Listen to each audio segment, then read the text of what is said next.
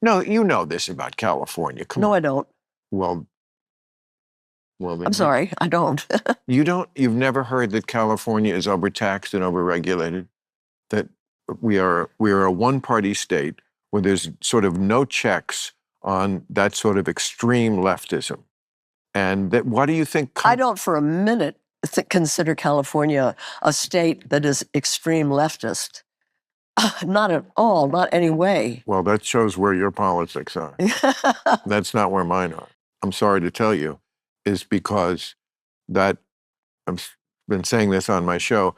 There is two parts of the Trump coalition. There's about a third of this country who always loved the hard right wing. Mm-hmm. That's the Birch Society. We're old enough to remember the John Birch Society. I had family members who were John Birch. Really? Mm-hmm. Okay. In this video, Bill Maher absolutely goes off on a woke guest, and trust me, you're gonna wanna see this. Things start out kind of tense, but then the guest drops a wild comment that totally lights the fuse. What follows is a no-holds-barred back and forth, where Maher doesn't hold back at all. You know how Maher does it, sharp and apologetic, and totally locked in.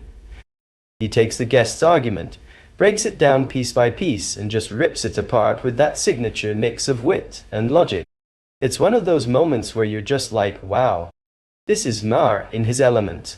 The debate hits on all the big topics like free speech, accountability, and the dangers of letting ideology go too far. And while the guest stumbles trying to justify their stance, Maher stays cool, sharp, and relentless. Whether you agree with him or not, you can't deny the guy knows how to make a point. If you're into real talk, unfiltered takes, and watching woke nonsense get called out in real time, this is it. Don't sleep on this one. Hit play, and get ready for one of the most intense culture war clashes you'll see all week. And these were people who were happy when Kennedy got assassinated. They became the birthers. They became the Tea Party. There's about a third of this country that's very hard right. Mm-hmm. Of course they love Trump. When he left office, he had an approval rating of 34%. So he really only had those people. Mm-hmm. Why is he now like tied? Because the other part of the coalition are people who, they don't really like him that much.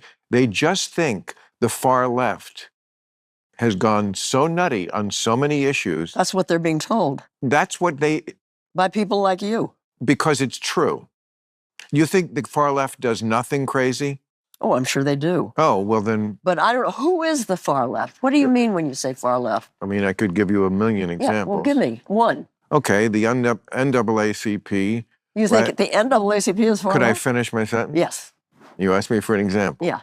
The NAACP last year issued a travel advisory. You know, that's like the State Department does to go to, I'm sure when you went to Vietnam, they were advising you not to.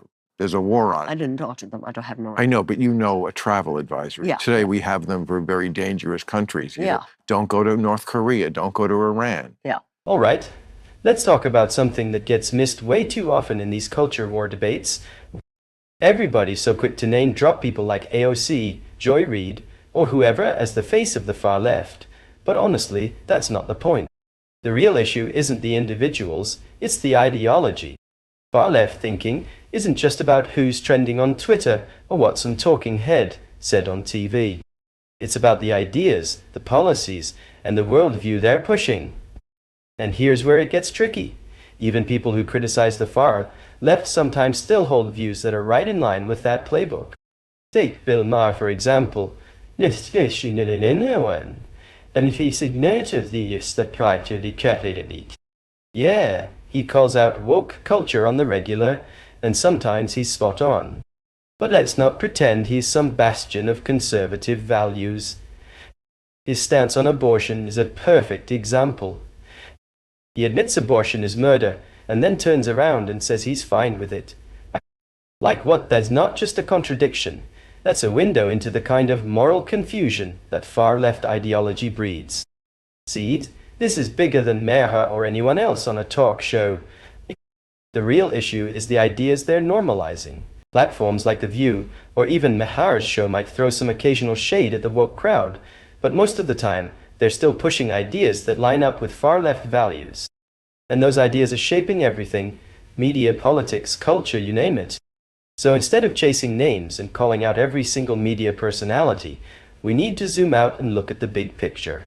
What's being pushed, what's being normalized, and how is that shaping the way people think and live?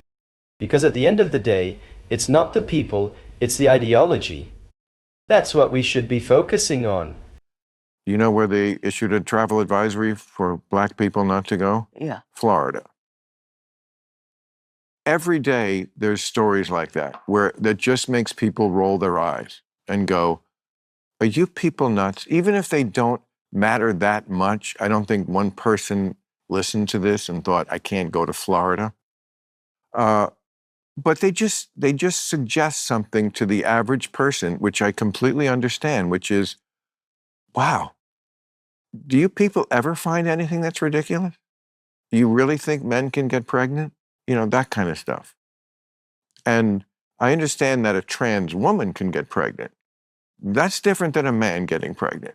And the way they sort of insist on blurring that line is if that's some sort of reasonable social cause, as opposed to just being for having full rights, respect, and protection for trans people. We get that. So I've never heard about men getting pregnant. I've never heard about this argument.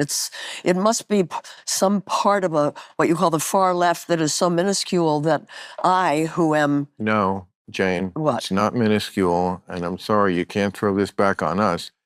I assume it's because you are locked into media that just never wants anyone in their audience to know anything sketchy about the blue team. Bill Maher actually nailed it with something he said recently. He pointed out that a lot of people who vote for Trump aren't die-hard fans. They're not out here waving flags or wearing red hats every day. What they see is simple. Trump is the enemy of their enemy. And for them, that's enough. Let's be real. The far left has gotten so extreme with their rhetoric and policies that people who normally wouldn't give Trump the time of day are now saying, yeah, he's not perfect, but at least he's not them. They look at someone like Kamala Harris potentially taking power, and to them, that's terrifying. Some even think it could lead to full-blown disaster, maybe even global conflict. Honestly, I relate to that. I'm one of those people Maher was talking about. I wouldn't call myself a die-hard Trump guy, but when I look at the other side, I feel like I have no choice. The radical social agendas, the constant division, the cultural chaos, it's exhausting. And it's pushing people toward Trump not out of love, but out of necessity. This is what's fueling the division right now. People feel cornered. You're either with one extreme or against it. It's no longer about policy or vision, it's about survival. And that's exactly what Maher was getting at. The left has gone so far that even moderates are feeling like they have to take a hard stand just to push back. But the Republicans tried to catch the Democrats with this, and they put this on, they brought it up in Congress. Yeah. And all the Democrats voted against it. The Democratic politicians were not for defunding the police. It's that radical fringe that has captured a lot of the media, academia, some of these cultural institutions that are not liberal anymore by my old school liberalism. The ACLU was all about free speech. They don't really believe in it anymore. They believe, in one of their chief people who is trans said, I will die on this hill of banning this book, which was a very reasonable book about a subject that's still debatable. What was the subject of the book? How we should treat kids who say they are trans. Oh, yeah.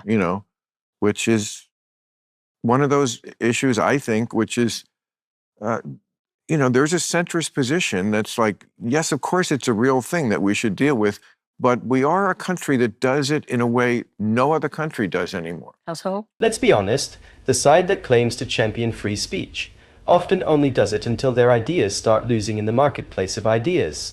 And that's exactly what we're seeing right now. The push for censorship usually comes from the people who can't defend their arguments. And heading into 2024 and 2025, it's pretty clear which side is working the hardest to shut down opposing voices. In this episode of Club Random, Bill Maher dives straight into that mess. He takes on a woke guest in a heated debate that really puts the spotlight on how shaky some of these far-left arguments are. Maher doesn't sugarcoat anything. He brings that direct, no-nonsense energy and just picks the guest's ideas apart, point by point. It's one of those moments that cuts through all the noise and really hits at the core of the free speech conversation. So what do you think who came out on top in this debate? Was it Maher with his sharp logic and fearless delivery? Or was it the guest, trying to hold the line but clearly struggling to keep up? Drop your thoughts in the comments. I want to hear what you think about Maher's take, this conversation, and where we're at with free speech in today's culture war climate. And as always, thanks for watching. Make sure to like the video and subscribe to the channel if you haven't already. More commentary coming your way.